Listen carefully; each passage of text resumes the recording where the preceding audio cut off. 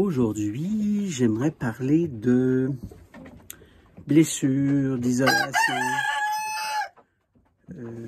quand isolé, la nature de la poule en fait, à savoir quoi faire quand on est dans une situation qui nous fait mal au cœur ou qui nous atteint émotionnellement, qui nous amène à faire des gestes qui finalement sont plus pour nous qu'on les fait que pour l'animal en soi. Alors, de ça qu'on va parler aujourd'hui, et des bonnes décisions à prendre. Mais avant, je vous le redis, c'est important de vous abonner. Donc, quand vous cliquez sur le lien, dans la page qui apparaît, le mot « abonner », il est à droite sous la vidéo. Avant de l'ouvrir en plein écran, il est à droite sous la vidéo. C'est important de vous abonner. Ça, c'est une étape. La deuxième étape, c'est de liker la vidéo. Donc, j'aime la vidéo. Le petit pouce par en haut. Et puis, l'importance de le faire, c'est que vous recevez également les mises à jour. Donc, à chaque fois que je publie une nouvelle vidéo, vous en êtes avisé. C'est un des avantages de le faire. Ça ne vous coûte rien, c'est gratis. Et moi, ça fait évidemment toute la différence sur le travail que j'essaie de faire et l'information que j'essaie d'amener vers vous. Alors, c'est parti. Alors, voilà. Vous savez, je vois toutes sortes de choses, toujours dans les groupes Facebook. Je trouve ça très éducatif sur comment, au niveau de la perception des... comment les gens perçoivent leurs animaux, finalement. Et puis, les gens, ils paniquent un petit peu, hein, sur à peu près tout et rien. Parfois, on a des choses aussi banales qu'une mue, en fait. Les gens paniquent, leurs poules perdent leurs plumes. Ils ne comprennent pas pourquoi. C'est à se demander si avant d'avoir pris la décision d'avoir des poules, si on a pris le temps de lire la littérature sur les poules, de lire des références sur les poules, de bien comprendre comment ça se passe dans la vie d'une poule.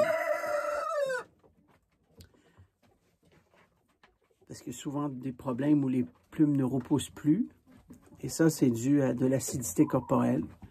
On peut corriger ça en changeant le pH de l'eau, avec du vinaigre de cidre, ou peu importe. On reviendra là-dessus dans une autre vidéo. Mais ça demeure fascinant à quel point on a la panique facile. Ma poule perd ses plumes. Ça doit être de la faute de mon coq. C'est forcément la faute du coq ici. Hein? Si ma poule perd ses plumes, ça va être le coq qui en monte trop, en fait. Attends, je vais t'expliquer quelque chose, OK?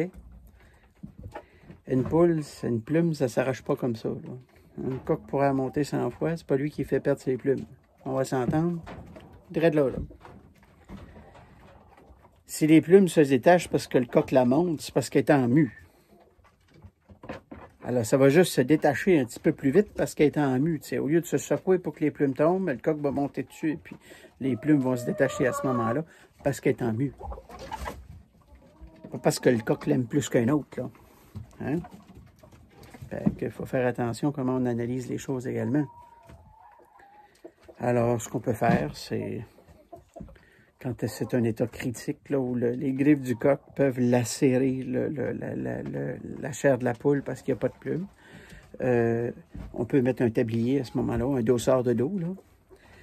Et puis, ça la protège. Allez pas me séparer une poule du troupeau à cause de ça, là, franchement. Pourquoi on doit éviter d'isoler une poule? La poule est un animal qui est grégaire, c'est-à-dire que sa survie dépend du troupeau. Sa survie mentale, et pour elle, sa survie physique également. Je dis bien pour elle, sa sécurité physique dépend également du troupeau. Parfois, c'est incompréhensif parce que la poule se fait blesser. Puis là, on se dit, il faut la séparer du troupeau. Alors, la question à se poser, c'est est-ce qu'on l'aide? Qu'est-ce qu'on fait exactement? Évidemment que si une poule a une blessure ouverte, parce que des fois, il y a des poules qui sont rejetées, en fait. Évidemment que si on a une poule avec une blessure ouverte, on va la séparer parce qu'à la vue du sang, ça tourne en cannibalisme. Alors, c'est évident qu'on va séparer sa poule à ce moment-là, même si sur le plan mental, c'est pas évident parce que la poule va se retrouver tout seule isolée et encore une fois, sa survie mentale et physique pour elle dépendent du troupeau, même si elle est blessée, en fait. Alors, c'est une des causes pourquoi je séparais ma poule du troupeau pour une blessure ouverte. Une patte cassée, on viendra sur le sujet des pattes cassées plus tard. Tout ce qui pourrait amener les autres à la conduire à sa perte finalement. Les autres pourraient faire du cannibalisme ou la rondiner un petit peu et tout. Alors, pour ces raisons-là, on va séparer. Là où on ne sépare pas, c'est s'il y a une grippe, si il y a un malaise, si une poule est amorphe, si... souvent, les gens se laissent dire qu'il faut séparer pour éviter de répandre la maladie aux autres. Hein? Quand une poule développe une maladie et qu'elle est en contact après ma barre avec ses congénères, c'est fini. Tout le monde est infecté. Hein? On ne peut pas éviter l'infection. Tout le monde est infecté. Alors, soit on va en perdre un pourcentage si c'est une maladie qui a un taux de mortalité, soit on va se retrouver avec des porteurs sains. Alors, il y a des bénéfices et des inconvénients, mais vous n'avez pas ou très peu de contrôle sur les maladies que vos poules vont attraper. Et pourquoi je dis ça? Que vos poules soient isolées à l'intérieur, qu'ils aillent dehors, c'est la même chose. S'ils vont dehors, ils vont être en contact avec des excréments d'oiseaux sauvages. Le vent apporte un paquet de trucs également. Votre troupeau va se retrouver infecté. Que ce soit par le marek, la laryngotrachéite infectieuse, nommez-les.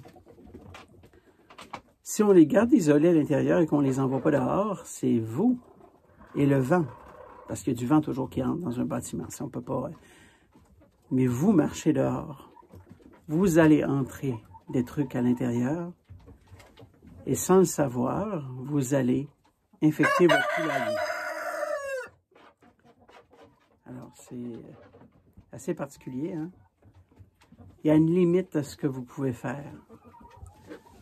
Je vois des gens, dès qu'ils ont un petit bobo avec la poule, des fois c'est rien, mais pour eux c'est quelque chose. Hein? C'est pour ça que je dis que c'est toujours des actions égoïstes. C'est toujours des actions dirigées vers nous et non vers l'animal. C'est assez fascinant, encore une fois, qu'on veut tout faire pour ne pas souffrir lorsqu'on voit notre animal dans un état particulier. Je vois des gens... il y a bien des conseils qui circulent sur Facebook et puis... on passe des électrolytes à la vitamine E et ça finit plus. On a une gamme de trucs. Ça va même jusqu'au sel d'Epsom, entrer sa poule, lui donner des bains au sel d'Epsom. Je sais que ça nous apporte peut-être humainement un certain réconfort à nous, en fait, plus qu'à la poule. Parce que c'est pas naturel pour la poule. Puis on se dit, il faut au moins faire quelque chose, il faut au moins essayer de sauver. Puis dans la plupart des cas, la poule finit par mourir. Parce qu'on est trop intervenu dans le processus naturel des choses. Hein? Une poule a le droit d'être malade. Vous avez le droit d'être malade. Vous avez le droit d'avoir la grippe. Une poule a le droit d'avoir la grippe. Je veux dire, c'est une évidence. Ça fait partie de la nature. Il y a un niveau de rationalité, excusez-moi, il y a un niveau de rationalité qu'il faut aussi, je crois, maintenir lorsqu'on garde des poules, lorsqu'on veut des poules. il faut d'abord s'interroger soi-même. Si on est fait pour garder des poules, des animaux, est-ce qu'on est capable de placer ses sentiments dans la bonne case quand on fait face à une situation comme celle-là? Le volet diarrhée. Ma poule a une diarrhée. Qu'est-ce que je fais? Qu'est-ce qu'elle a?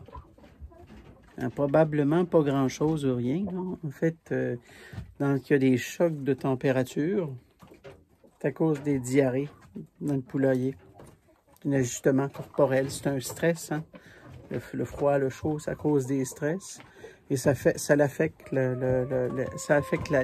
texture des selles de la poule à ce moment-là. Alors, il n'y a pas de panique. On se calme. Et encore une fois, on fait confiance à la nature. Bien important. On retire un certain bienfait à vouloir contrôler les situations. Les animaux, en général, comme les poules, particulièrement, ont des plus grandes résistances aux bactéries, plus que les humains. Et je dis souvent, il faut arrêter de penser comme des êtres humains, mais à penser comme des poules et connaître la nature de la poule. Parce qu'une poule va avoir une plus haute résistance que vous. Alors, c'est à quelque part important d'accepter qu'on en perde quand on garde des poules. On ne veut pas les voir souffrir, mais en même temps, it's part of the game.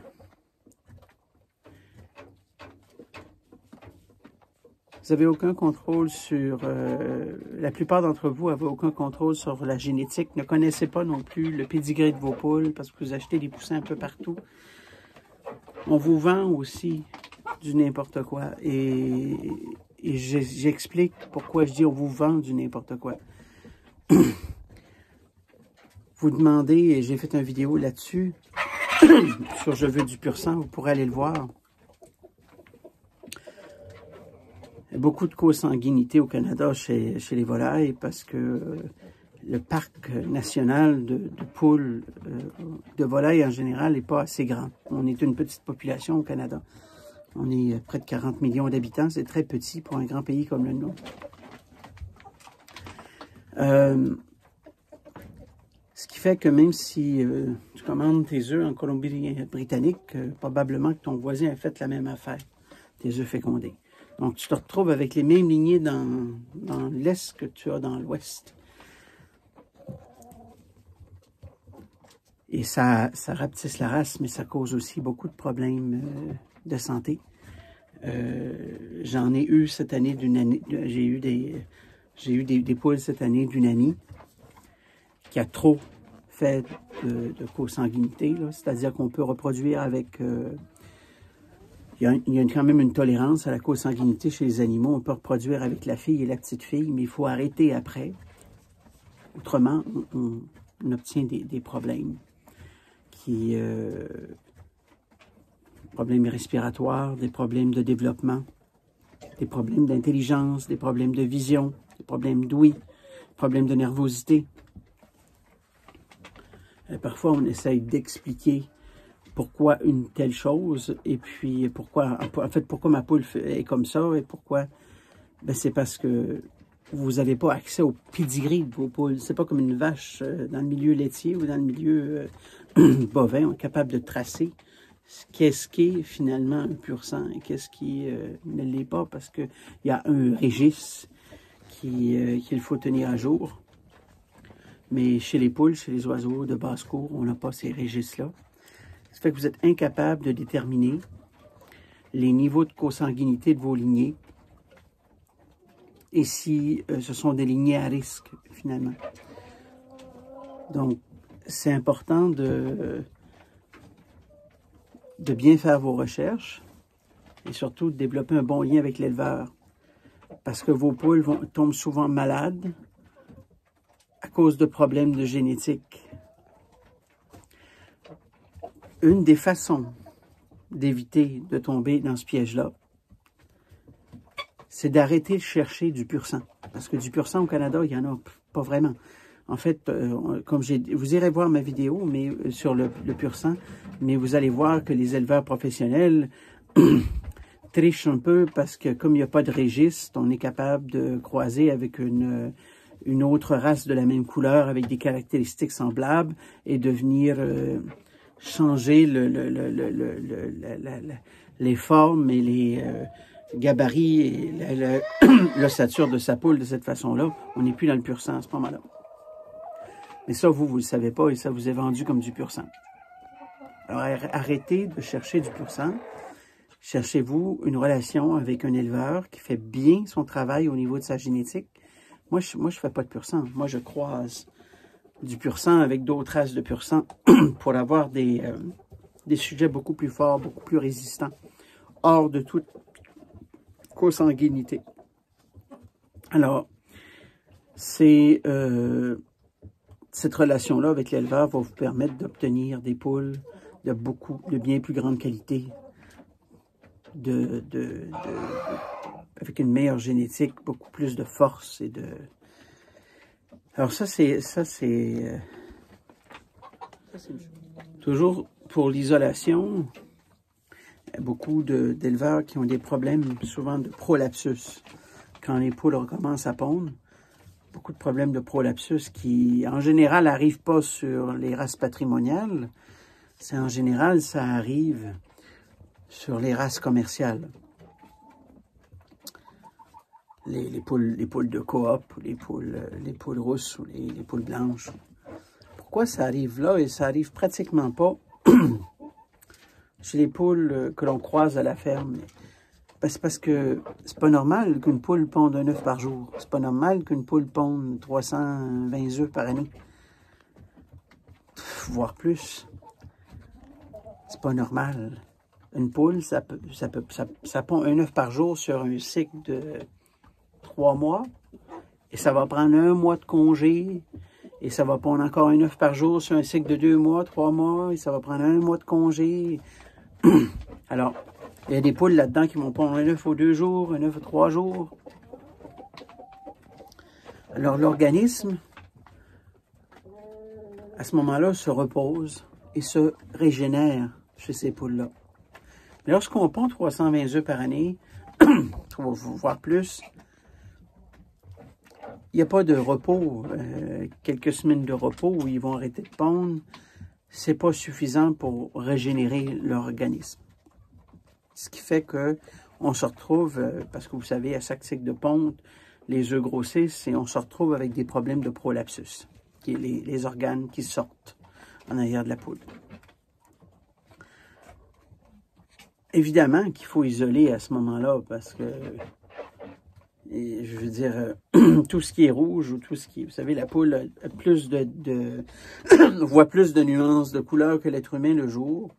Et tout ce qui brille la porte au nirvana. Là. Donc, c'est évident là, que là, ça peut tourner en cannibalisme. Donc, c'est sûr qu'il faut séparer.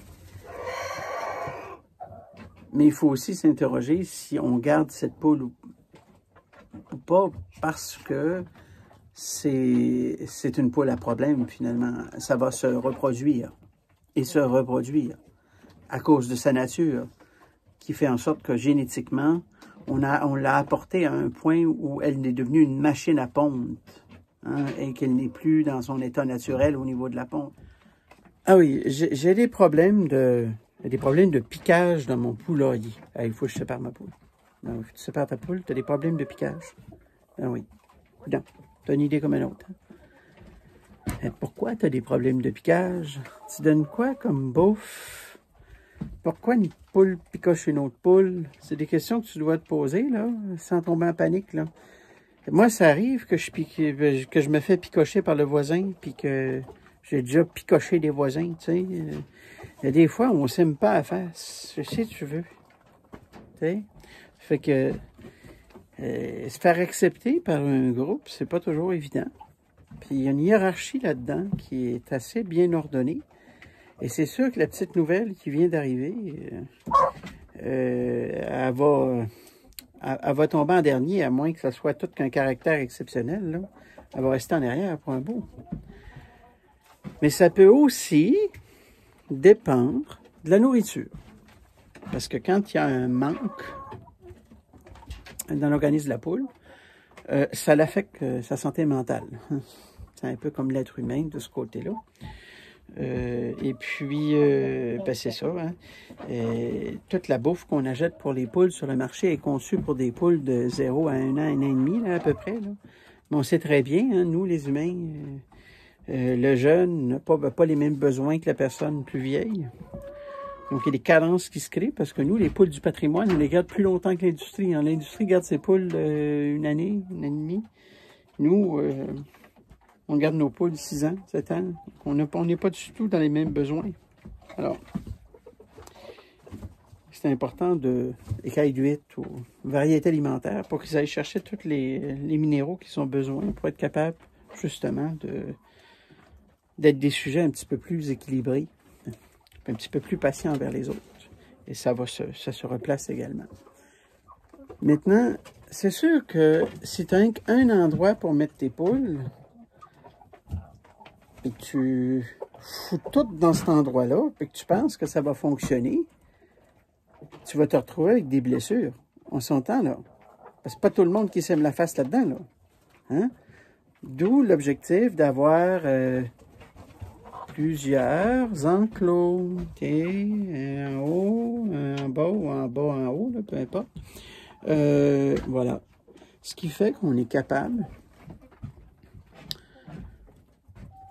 de prendre ceux qui se font rondiner un petit peu. Ben, si vous séparez du troupeau, essayez au moins d'en déplacer 2 ensemble. Je vous ai déjà dit que c'est des animaux grégaires. Hein? Séparer juste une poule comme ça du troupeau, c'est pas idéal pour elle, pour sa santé mentale. Donc, essayez Par exemple, je vais vous donner un exemple comment j'ai fait ça. J'ai pas retiré, je retire pas généralement mes nouvelles que je mets dans l'enclos. J'essaie de repérer ceux qui ont des problèmes de dominance, là. Alors, je repère je repère la dominante, je repère la seconde, la troisième. Puis quand je les ai retirés, tiens, tout le monde accepte tout le monde au final, là.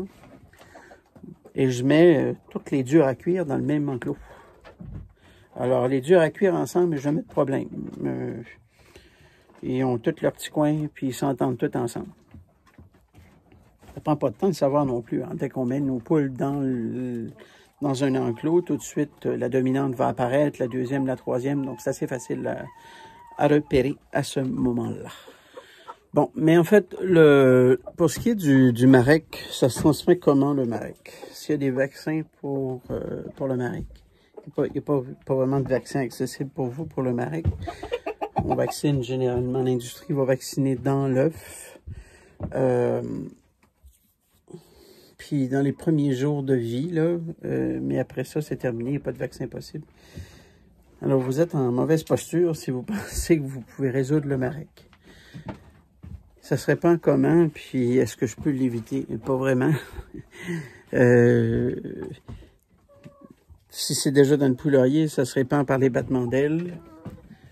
Si les poules sont dehors, ça se répand par les excréments d'oiseaux sauvages et le vent qui passe. Si vous gardez vos poules isolées, ben, vous allez l'entrer avec vos bottes. Alors, non, on fait avec. Quand il y a un sujet qui présente des symptômes, ben, vous allez me trouver dur, mais on l'abat. Hein, parce que ça revient pas comme ça, là. C'est pas... ça donne rien de mettre des attelles aux pattes et puis d'essayer de... Je pense qu'à un moment donné, il y a un niveau de... Comme il dit, de gros bon sens à avoir. Voilà pour le marek. J'ai déjà tout dit. Hein. Mais en fait, c'est quoi les symptômes du marek? Hein? Je n'ai pas tout dit, peut-être. Bon. C'est une paralysie progressive des membres inférieurs. Donc, tranquillement, une poule va avoir de la difficulté à marcher, puis elle va finir par se traîner, puis vous allez voir, il y a comme les pattes se divisent un petit peu, et puis alors, il n'y a pas vraiment grand-chose à faire avec ça, mais c'est une maladie.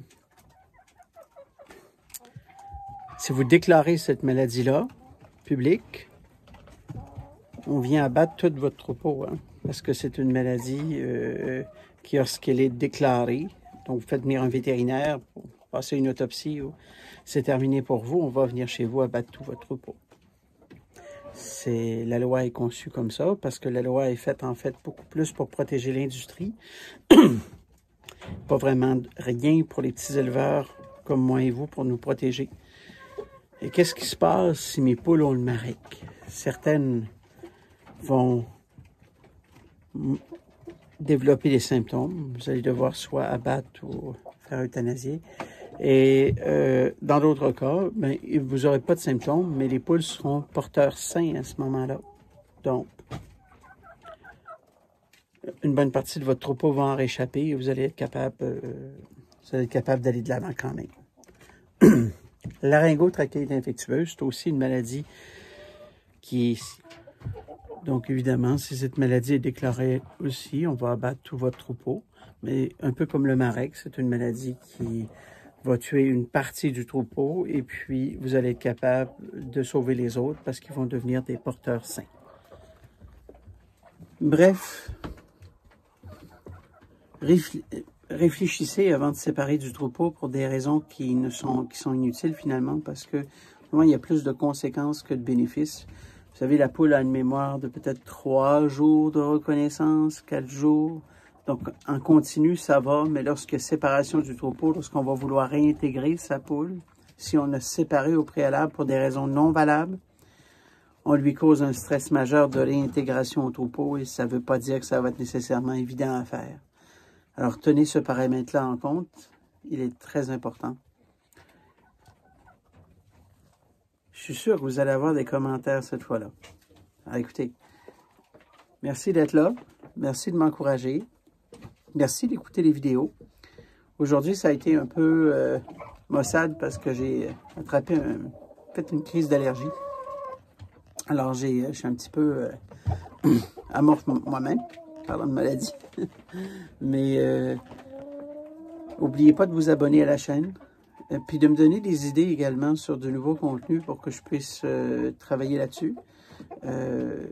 Ça sera plus évident cet été de me promener dehors un peu, puis de vous montrer d'autres aspects finalement de comment on peut fonctionner avec des poules. Mais pour l'instant, abonnez-vous, likez la vidéo, et puis je vous dis à la prochaine.